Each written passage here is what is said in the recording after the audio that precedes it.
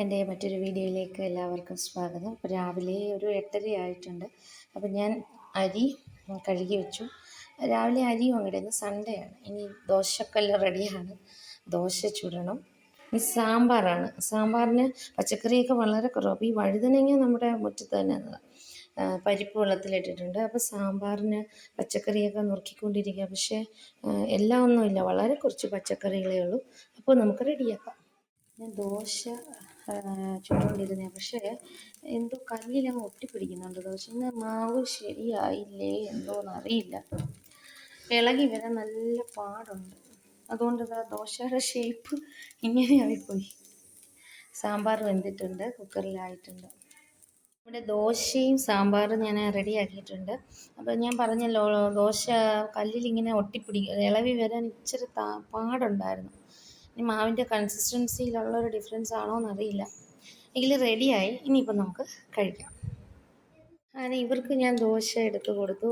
വേദികയും ശിവാനിയും ദോശ എടുത്ത് കഴിക്കുകയാണ്. ഇനിയിപ്പം നമുക്ക് അമ്മയ്ക്കും മോനും കൊടുക്കാം. ഇത് അമ്മയുടെ ദോശയും സാമ്പാറും കഴിച്ചു.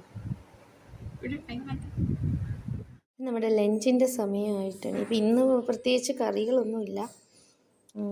വൻപയർ തോരനുണ്ട്, ഇച്ചിരി അവിയലുണ്ട്, പിന്നെ നമ്മുടെ ചോറ്, പിന്നെ രാവിലെ ദോശയുടെ സാമ്പാറുണ്ട്, പപ്പടമുണ്ട്, പിന്നെ ഇച്ചിരി അച്ചാറുണ്ട്. പിന്നെ ഇന്നലത്തെ നമ്മുടെ ബർത്ത്ഡേ ഫംഗ്ഷന് നമ്മൾ വെച്ച ചിക്കൻ കറി ഉണ്ടല്ലോ, അതിൻ്റെ ഒരു ഇച്ചിരി ഇരിപ്പുണ്ട്.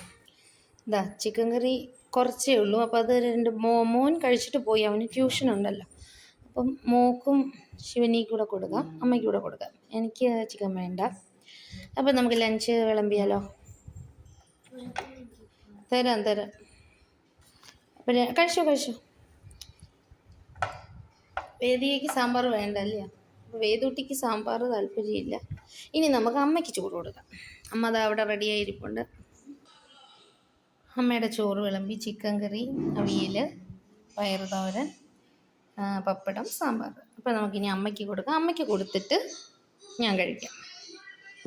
കഴിച്ചോ. വെള്ളം തരാം. അപ്പോൾ നമ്മുടെ ഇന്നത്തെ വ്ളോഗ് ഇത്രയേ ഉള്ളൂ. അപ്പോൾ എല്ലാവർക്കും കൊടുത്തു. ഇനി എൻ്റെ പ്ലേറ്റ് എടുത്ത് വെച്ചിട്ടുണ്ട്. അപ്പോൾ നമുക്കിനി വീണ്ടും മറ്റൊരു വീഡിയോയിലൂടെ കാണാം. ഓക്കേ.